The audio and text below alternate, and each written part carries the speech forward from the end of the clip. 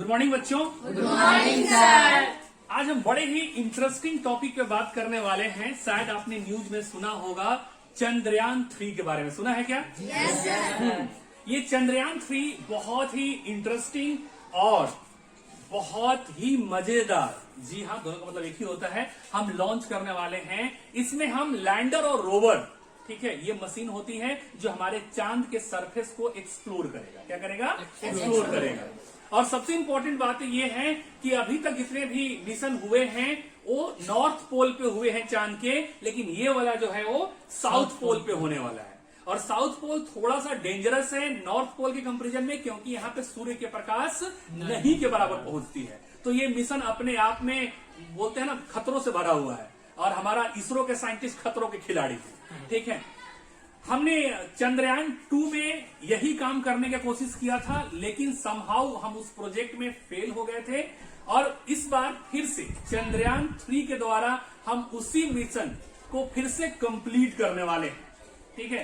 तो चंद्रयान 3 किस तरीके से अर्थ से चांद तक पहुंचेगा, चांद के बोलते हैं चांद के पार चलो, ठीक है। हम अपने रॉकेट के थ्रू चंद्रयान 3 को अपने अर्थ से कहां लेके जाएंगे? मून पर, है ना, मून के ऊपर लैंड कराएंगे। तो इसमें क्या प्रोसेस होने वाला है, किस तरीके से चीजें गया है, ठीक है, उसको अपन समझ लेते हैं। क्लियर है क्या? बहुत इंटरेस्टिंग है।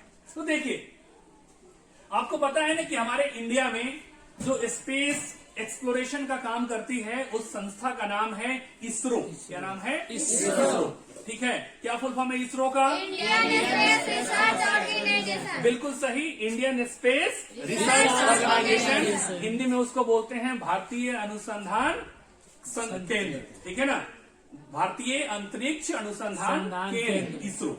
अब इसरो देखिए क्या किया है यहाँ पे कि आपको पता होगा 14 जुलाई 2023, है ना, 14 जुलाई 2023 को 2:35 पे 2:35 पे श्रीहरिकोटा में एक जगह है ना, सतीश धवन केंद्र, वहां से हमने रॉकेट को लॉन्च किया। क्या किया? रॉकेट को लॉन्च किया। अच्छा, अब जो रॉकेट को लॉन्च करते हैं तो ये रॉकेट का अलग अलग स्टेज होता है। क्या होता है? अलग अलग स्टेज होता है, क्योंकि हमारे अर्थ के चारों ओर है ना, क्या है? एटमॉस्फेयर है। और एटमॉस्फेयर का भी अलग अलग लेयर होता है, मैंने पढ़ाया है आप सबको, है ना, 5 लेयर होती है। तो पहले हमारा ये काम होता है कि ये एटमॉस्फेयर हमारे चंद्रयान को, है ना, सही सलामत एटमॉस्फेयर से निकाल के अर्थ के ऑर्बिट में सेटल करे। क्या करे? अर्थ के ऑर्बिट में सेटल करे। तो देखो, सबसे पहले जो हमारा रॉकेट पैड से ऊपर जाएगा तो पहला उसका जो वेलोसिटी था वो 1627 किलोमीटर पर आवर था। कितना था? 1627 किलोमीटर पर आवर। 108 सेकंड के बाद हमारा जो रॉकेट है वो 45 किलोमीटर ऊपर पहुंच गया है अर्थ सरफेस से। और उसके बाद वहां पे लिक्विड इंजन शुरू हो जाता है। कौन सा इंजन शुरू हो जाता है? Liquid engine. अब लिक्विड इंजन शुरू हो गया और 130 सेकंड के बाद हमारा रॉकेट फिर से 62 किलोमीटर ऊपर पहुंच गया। और यहां पे पहुंचने के बाद हमारा रॉकेट का मेन इंजन शुरू होगा। और जो सपोर्टिंग पार्ट जो रहता है, जो सपोर्ट में जो रॉकेट रहता है, वो क्या हो जाता है? हट जाता है, खुल जाता है। और इसको कंट्रोल्ड वे में समुद्र में गिरा दिया जाता है। कहां गिरा दिया जाता है? समुद्र में। इसके बाद अब मेन इंजन स्टार्ट हो गया। मेन इंजन स्टार्ट होने के बाद हमारे रॉकेट का स्पीड कितना होगा? 7,000 किलोमीटर पर आवर। मतलब 1 घंटे में कितना? 7,000 किलोमीटर। M I clear? और इसके बाद जो लास्ट इंजन है जिसको हम बोलते हैं क्रायोजेनिक इंजन। क्या बोलते हैं? Cryogenic engine. और ये क्रायोजेनिक इंजन स्टार्ट होगा और इस इंजन को स्टार्ट होने के बाद हमारे रॉकेट का स्पीड हो चुका होगा 36,968 किलोमीटर पर आवर। और फाइनली 114.8 किलोमीटर के ऊपर हमारा ऑर्बिट है, जहां पे हमारा चंद्रयान 3 सेटअप हो चुका है। नाउ इंटरेस्टिंग पार्ट, अब हमारा जो चंद्रयान 3 था वो अर्थ के एटमॉस्फेयर से बाहर आके अर्थ के ऑर्बिट में सेट हो गया। कहां सेट हो गया? अर्थ के ऑर्बिट में। अब जब ये अर्थ के ऑर्बिट में सेट हुआ तो इसको अपने अर्थ सरफेस से ऑर्बिट तक पहुंचने में टोटल 16 मिनट लगा। कितना लगा? 16 मिनट। मतलब 16 मिनट के अंदर अंदर ये सारी घटना हुई है। है ना, रॉकेट के अलग अलग इंजन का स्टार्ट होना, बाकी पार्ट का हट जाना, ये सब कुछ कितने मिनट के अंदर हो गया? 16 मिनट। और ये बहुत इंपॉर्टेंट होता है ना, क्योंकि आपको सही सलामत पहले उसको फिट करना होता है, पहुंचाना होता है अर्थ के ऑर्बिट में। कहां पे? अर्थ के ऑर्बिट में। अब देखो, अब जो अर्थ के ऑर्बिट में इसको जो घुमाएंगे तो उसको गोल गोल नहीं घुमाएंगे, क्योंकि जब आप इसको सर्कल पे घुमाएंगे तो वही घूमता रह जाएगा, क्योंकि सर्कल का तो सर्कमफेरेंस फिक्स रहेगा ना। तो हम इसको सर्कल पे नहीं घुमाएंगे, हम इसको घुमाएंगे इलिप्टिकल पाथ पे। कैसा पाथ पे? Elliptical path. इलिप्टिकल पाथ को बोलते हैं अंडाकार से। कौन सा शेप? अंडाकार। तो देखिए यहाँ पे क्या करेंगे, हम देख रहे हैं इसको ऐसे घुमा रहे हैं, और इस तरीके से घुमा घुमा के इसका हम पाथ को जो है वो बड़ा करते चले जाएंगे। क्या करते चलेंगे? पाथ को बड़ा। यहाँ पे देखिए छोटा पाथ है, थोड़ा सा और बड़ा, थोड़ा और बड़ा, थोड़ा और, ऐसे बड़ा करते चले जाएंगे। जैसे जैसे बड़ा करते चले जाएंगे इसका स्पीड बढ़ते चला जाएगा, और एक टाइम पे हम इसको स्कैप थ्रस्ट देंगे। क्या देंगे?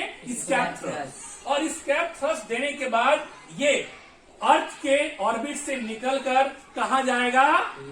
चांद के ऑर्बिट में। किसके ऑर्बिट में? चांद के ऑर्बिट में। चांद के ऑर्बिट को हम बोल रहे हैं लूनर ऑर्बिट। क्या बोल रहे हैं? Lunar orbit.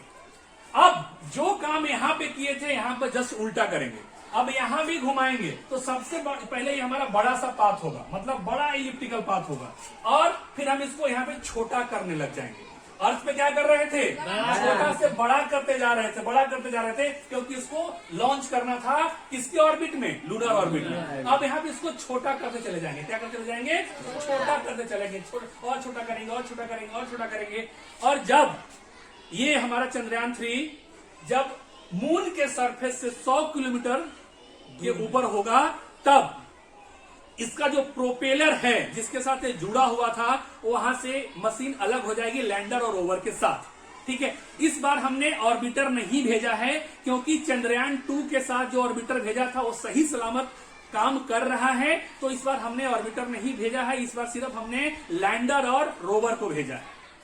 तो अब ये 100 किलोमीटर जाने के बाद ये मून के ऊपर सॉफ्ट लैंडिंग करेगा।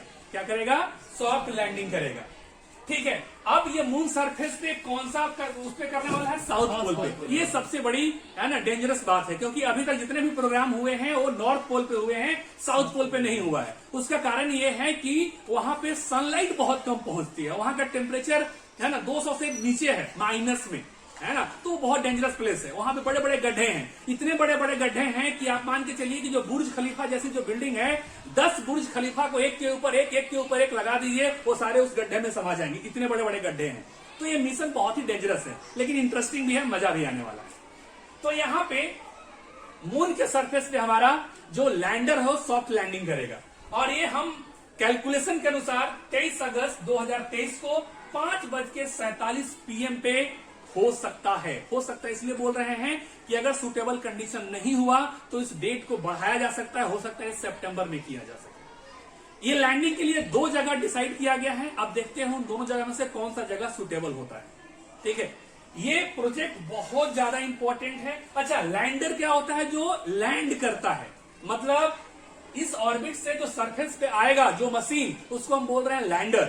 और उस लैंडर के अंदर एक मशीन होगा जो चांद के सरफेस पे चलेगा, चल के वहां का फोटो लेगा, सैंपल देखेगा, क्या है क्या नहीं है, पूरा ऑब्जर्वेशन करेगा। वो पूरा सोलर से चलेगा।